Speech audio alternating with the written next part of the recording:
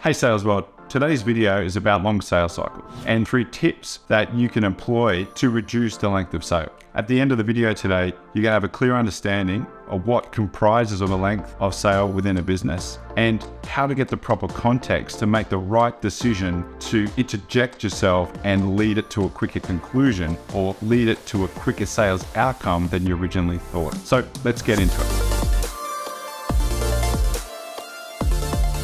Hi, my name's Gabatai. I'm the founder of Sales Market Fit, and I'm passionate about helping B2B tech companies improve their sales outcomes in their business. And that all evolves around implementing the right sales strategy for your business, and the right sales strategy must evolve with your business as your business grows.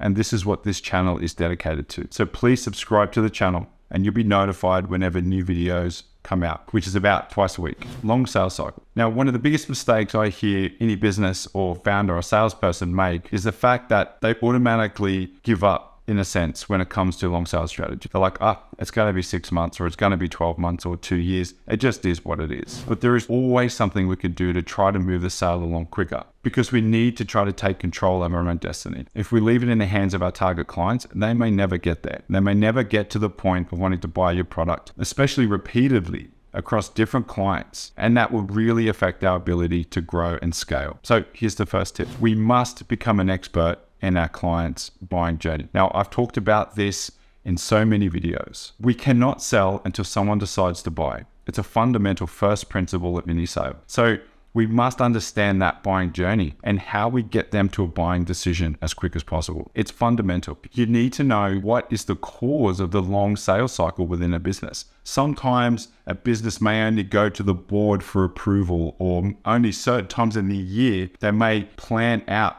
expenditure within the business to dedicate revenue to certain projects. Now, if you think about it in a business, let's just say they have $1 million to spend. They have 3 projects at $500,000 each, so they can only choose one. You need to know this, and then you need to figure out how you make sure your business is one of those 2 that are going to get chosen. It would be a mistake to think, if you're a HR system, that you're only competing against HR platforms. You could be competing against other initiatives inside a business to reduce operational costs. We need to know what makes up those long sales cycles so we can position ourselves and get better context, so we can have an influence or insert ourselves in that decision-making process along the way. It's just not binary. The second way we can reduce the sales cycle is we need to frame our message for the benefit of the target audience inside our target clients. So there's a fundamental immutable first principle is people and businesses need to act in their own self-interest first. So we need to position the message for their benefit. Whether you're speaking to an executive or a user or a middle manager, you need to frame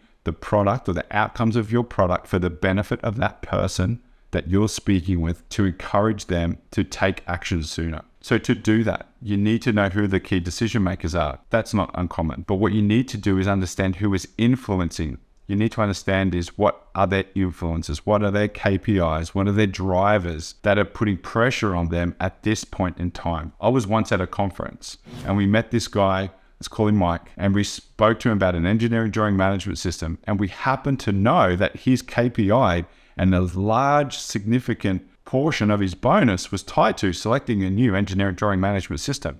So we framed everything to him in achieving his outcome and achieving his KPIs so he would get his bonus, and it worked. He chose us after knowing us for 2 days. The tender was already written for someone else, and we went through a process and he chose us. And this was a big electrical retailer here in Australia. Another key point about delivering a key message is giving context to their problems inside their business that they are responsible for in relation to the problems that you can solve. So let's just say, as an example, with a HR system, the cost of managing 1,000 or 2,000 employees was X amount of money, but there was a massive amount of risk involved in that also. If I was a salesperson trying to sell that product, I would focus on giving context to the inefficiencies and the problems related around managing that group of employees. It was only after I did that and I highlighted how impactful their current state was or their current business processes were, that they can't stay in that. It's costing too much money. It's going to impact their KPIs. It won't help them achieve their goals. And in that sense, once I've achieved that, then they're more likely to move to a solution and bump up the project because they can see quick wins. So the key point is delivering your message for your target audience inside your target clients,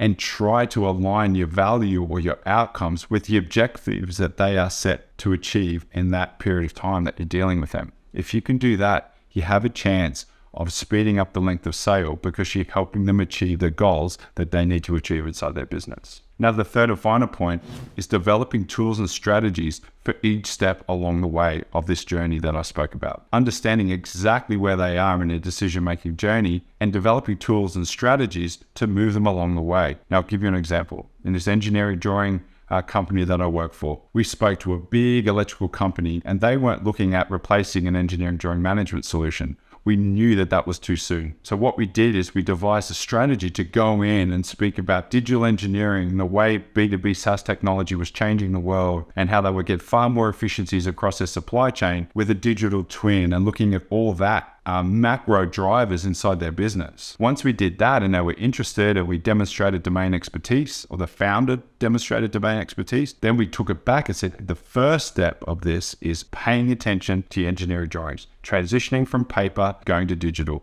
Without that, you cannot achieve this macro goal or these large organizational objectives that we spoke about. And they were like, oh, yes, that makes sense. So they would like prioritize that in their next round of capital expenditure. And then we were able to bump up that length of sale or reduce the length of sale significantly. It was about a $3.5 million contract all up. And we got that length of sale down to less than 12 months because we were able to implement this exact strategy. Now, by developing strategies and tools, let's just say they need to go through an ROI process or a business case development process. You can develop tools to shave off 1 or 2 weeks or 3 weeks off their process. And that's ultimately how you reduce the length of sale.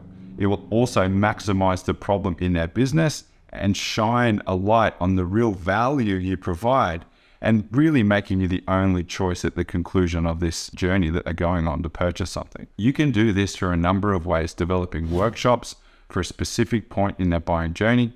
You can develop multiple ROI tools for quantitative and qualitative measure. You can devise paid consultancy services to help them write policies or procedures to help them get to a point where they need to pay attention to something like software. Now, it's by developing these tactics and tools of these 3 tips that I showed you, you can really take back control or can really have a real influence on shortening the sales cycle inside these businesses, because you want to help your target clients along the way. Now, if you found this really valuable, it would really help me if you could gently hit that like button. Helps the algorithm, helps more people see this video. And don't forget to subscribe to the channel. I really want to help those of you watching this video honest sales strategy advice. I want to help you grow your business beyond expectation. That's all for now. See you next time.